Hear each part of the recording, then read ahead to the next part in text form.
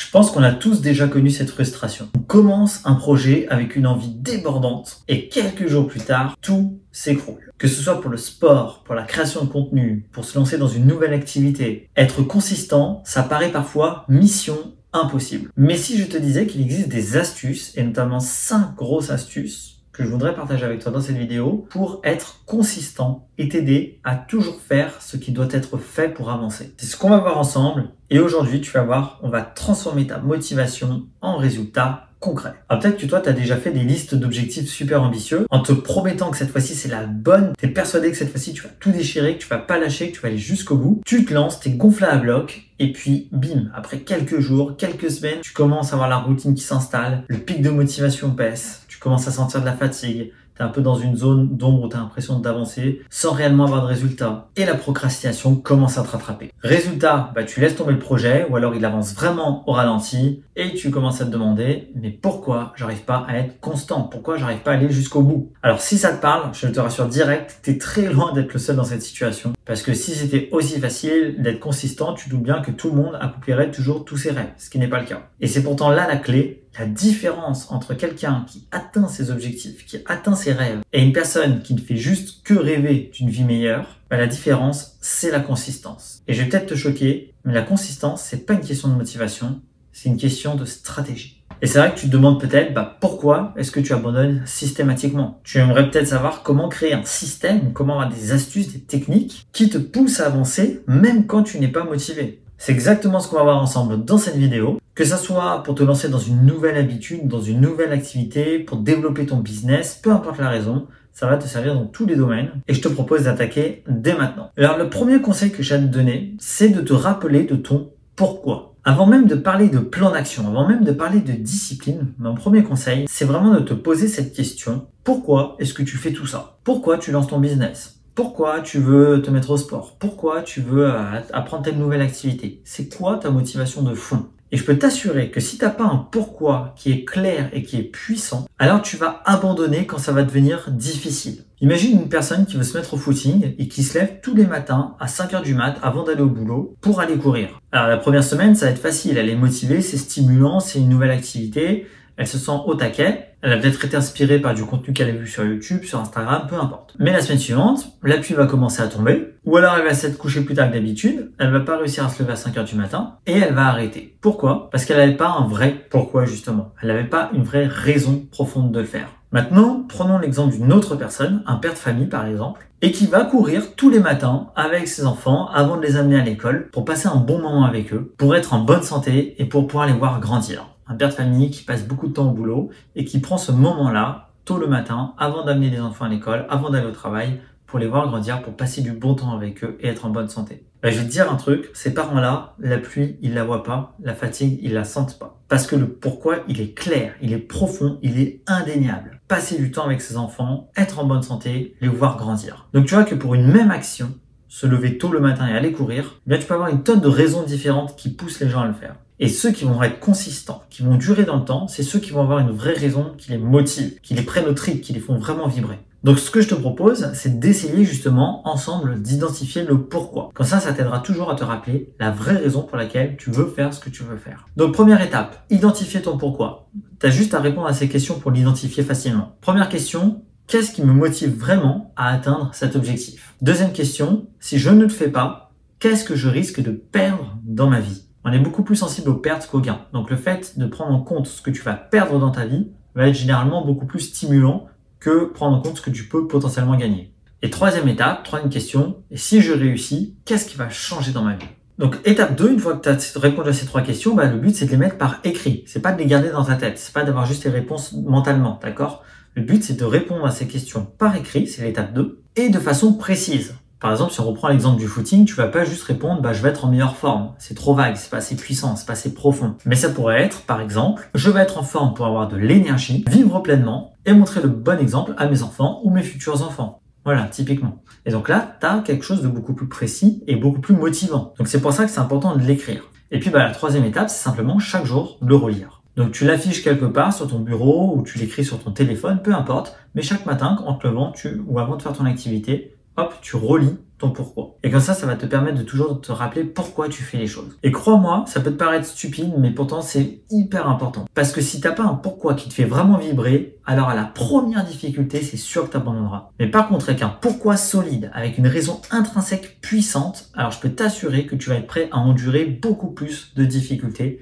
pour atteindre tes objectifs. Donc ne perds pas de temps et passe à l'action dès aujourd'hui avec cette première étape. Deuxième point, super important pour être consistant, c'est de fixer des objectifs réalistes et surtout divisibles. Et là, je vais te dire une vérité que peut-être personne ne t'a encore dit. En fait, c'est pas du tout ton objectif le problème. Un objectif n'est jamais trop ambitieux. Jamais. Moi, je suis convaincu que tu peux toujours tout faire dans la vie si tu t'en donnes les moyens. Mais le vrai problème, ce qui te bloque, c'est la manière dont tu te fixes ton objectif. Parce qu'en fait, si tu commences à viser trop haut, ton but peut te paraître complètement inaccessible, inatteignable. Une sorte de montagne impossible à gravir. Prenons un exemple, imaginons que tu veuilles devenir acteur de cinéma. Que ton rêve, c'est de jouer dans des films et de pouvoir devenir une star. Si jamais tu dis, ok, là, je pars de rien, je suis au stade 0, je veux devenir acteur de cinéma, ça peut te paraître complètement insurmontable à ce stade-là. Tu peux dire, mais mince, enfin, c'est énorme. Tu te rends compte, devenir là, acteur de cinéma aujourd'hui, pas jouer dans des films, devenir célèbre, c'est une tâche qui peut te paraître impossible. Donc du coup, qu'est-ce que tu vas faire? Tu vas procrastiner, tu vas faire un petit peu tout et n'importe quoi, tu vas passer dans tous les sens et la tâche va te paraître insurmontable. C'est ce qui fait que tu vas abandonner et pas être consistant. Maintenant, imagine qu'au lieu de te dire je vais être acteur de cinéma et essayer de te débrouiller comme ça, eh bien tu divises cet objectif en plusieurs étapes. Par exemple, tu dis ok, là ce que je vais faire, c'est que cette semaine, je vais commencer d'abord par me renseigner comment ça fonctionne.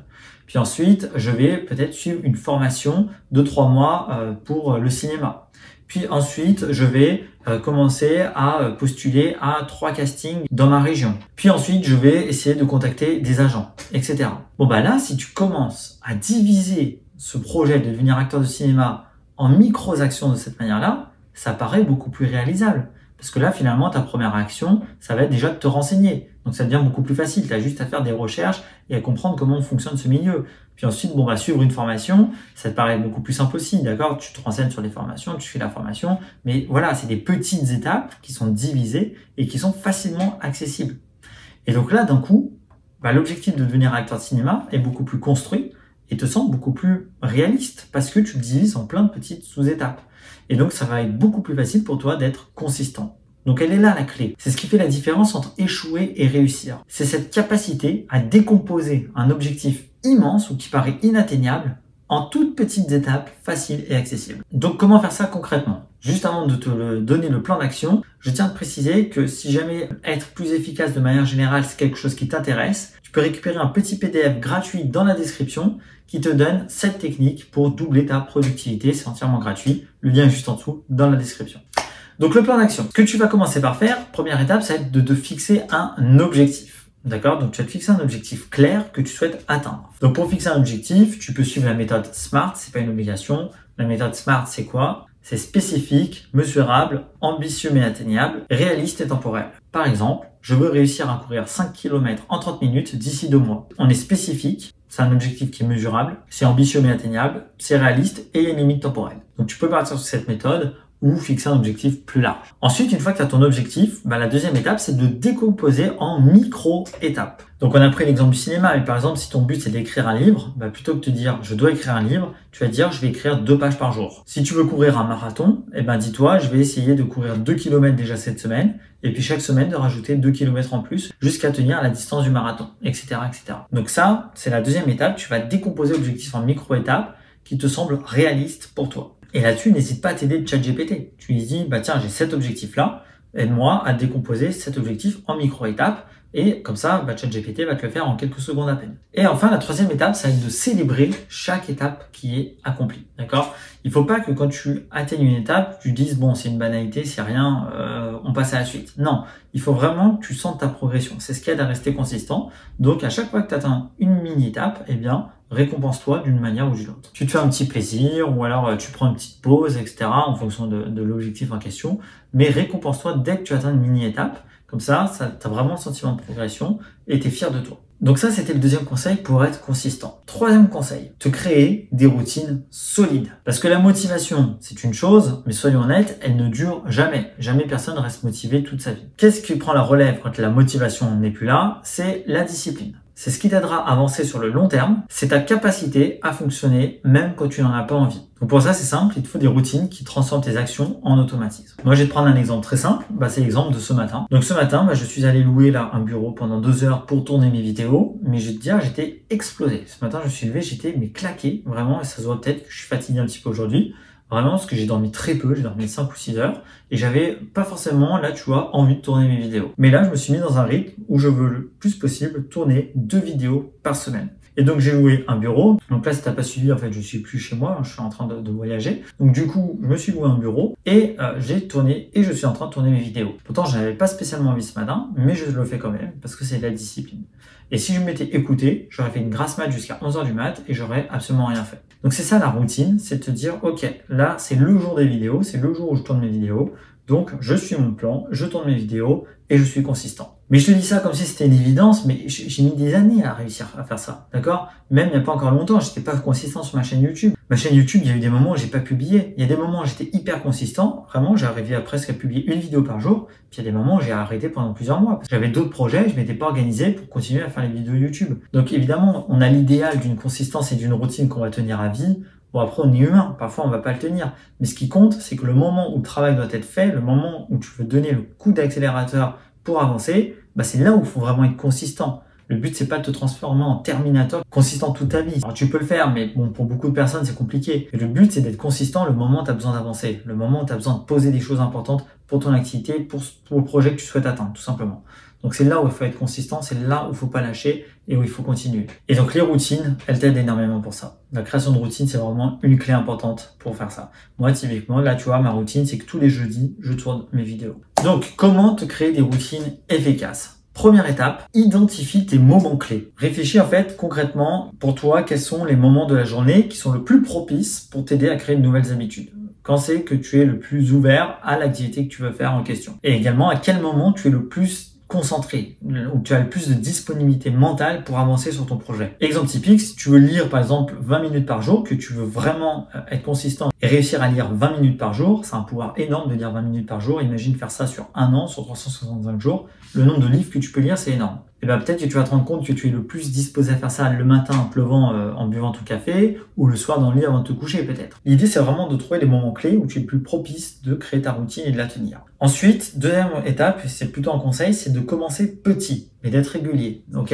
La clé d'une routine que tu vas réussir à instaurer, c'est de faire en sorte qu'elle soit facile à tenir chaque jour. Le but, c'est pas de révolutionner ton emploi du temps du jour au lendemain. Tu vas pas passer de je lis pas de livre à je vais lire 2 heures par jour du jour au lendemain. Par contre, tu peux commencer avec des petites actions. Imaginons que tu vas remettre de la santé et du bien-être dans ta vie. Tu peux commencer par dire, tiens, je vais déjà tous les matins méditer 5 minutes par jour. Et en plus de ça, je ferai aussi 10 minutes de sport avant de partir au travail le matin. Te dire, je vais faire 5 minutes de méditation et 10 minutes de sport, c'est une routine qui va être beaucoup plus facile pour toi à instaurer au quotidien que de te dire, je vais faire 30 minutes de méditation tous les matins et 1 heure de sport. Parce qu'il y a beaucoup plus de chances que tu abandonnes dans le temps cette routine-là.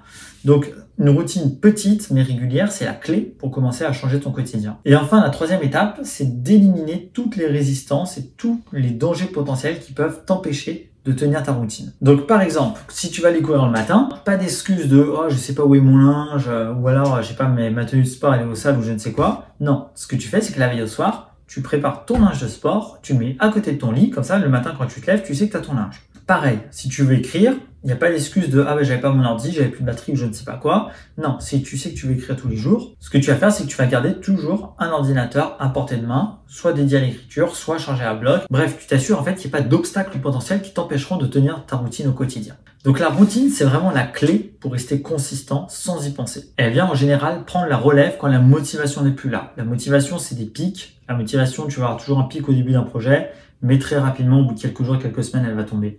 Et en fait, c'est là où les gens ne sont pas consistants, c'est que ce sont les gens qui se basent uniquement sur la motivation. Alors qu'à partir du moment où tu installes des routines, là, tu crées une forme de discipline et elle vient prendre la relève quand la motivation n'est pas là. Mon quatrième conseil pour être consistant, c'est de prioriser aussi ton énergie et pas juste le temps. Parce que souvent, l'excuse principale que tu as quand tu n'arrives pas à atteindre ton objectif, c'est « je manque de temps ». J'ai pas de temps, je cours, j'ai trop de choses à faire, j'ai mon boulot, il y a les enfants, il y a les courses, il y a le ménage, il y a tout ce que tu veux. Et souvent, la première excuse qui va revenir, c'est je manque de temps pour vraiment faire ce que je veux faire. Mais en fait, c'est pas du tout ton temps qui te limite. Pas du tout. Ce qui te limite, c'est ton énergie. Parce que concrètement, même si tu avais plus de temps, en fait, si tu n'as pas d'énergie pour faire ce que tu veux faire, tu n'y arriveras pas. Parfois, tu peux avoir des journées complètes où tu as plein de temps, tu as beaucoup plus de temps que d'autres journées, et pour autant, tu n'es pas plus efficace, parce que tu n'as pas le bon niveau d'énergie. Donc en fait, il faut arrêter de voir la consistance uniquement sous le prisme du temps, il faut aussi commencer à la penser sous le prisme de l'énergie. Et pour ça, j'aimerais qu'on prenne un exemple. Imagine deux personnes avec exactement le même emploi du temps. La première personne, elle est débordée, elle commence sa journée avec des pics de stress, elle boit 4 cafés pour être en forme le matin, et à midi, elle est déjà crevée. Résultat, généralement, tout ce qu'elle va faire va être bâclé, ou pire, ça sera repoussé au lendemain parce qu'elle n'en peut plus, parce qu'elle est épuisée. Maintenant, prends une deuxième personne qui prend soin de son énergie et qui a le même emploi du temps que la première personne. Cette personne connaît ses pics de productivité, elle sait quand elle est efficace, elle prend des pauses stratégiques les moments où elle sent une petite fatigue, mange de la nourriture saine, qui lui donne de l'énergie, pense à s'hydrater, etc. Et bien cette personne, malgré le même emploi du temps, va produire beaucoup plus. Et en plus avec beaucoup moins d'efforts. Donc en fait cet exemple, il est là pour mettre le doigt sur quelque chose dont trop peu de gens parlent, c'est que le temps, c'est qu'une partie du problème. Mais que si tu as du temps, mais que tu n'as pas d'énergie pour faire les choses, que tu ne prends pas soin de toi, que tu ne connais pas tes pics de productivité, tes pics d'énergie, eh bien, tu vas quand même avoir du mal à être consistant et à avancer. Donc concrètement, comment gérer son énergie pour être consistant ? Déjà, identifie tes pics, c'est super important. Identifie tes creux et tes pics d'énergie. Donc tu regardes ça sur une semaine, d'accord ? Tu commences là à partir d'aujourd'hui ou de demain et tu fais sur une semaine, tu regardes globalement à quel moment tu es le plus productif et à quel moment tu es le plus crevé. Et en fait, tu vas planifier tes tâches les plus importantes le moment où tu es le plus productif. Moi, typiquement, j'ai 2 moments où je suis vraiment productif dans la journée. C'est le matin et c'est le soir à partir de 21h, 22h. Mais le cœur de la journée, c'est pas là où je suis le plus productif, clairement pas. Et ça, je l'ai découvert avec le temps. Et en fait, parfois, je peux ne rien faire d'une journée, tu vois, de midi à 18h, 19h, 20h, je vais rien faire. Et puis, je vais prendre mon ordinateur à 21h, 22h. Et jusqu'à 1h du matin, je vais te taper un sprint de 3 heures sur lequel je vais être hyper productif. Mais ça, je le sais à force de le faire, à force d'avancer dans le temps.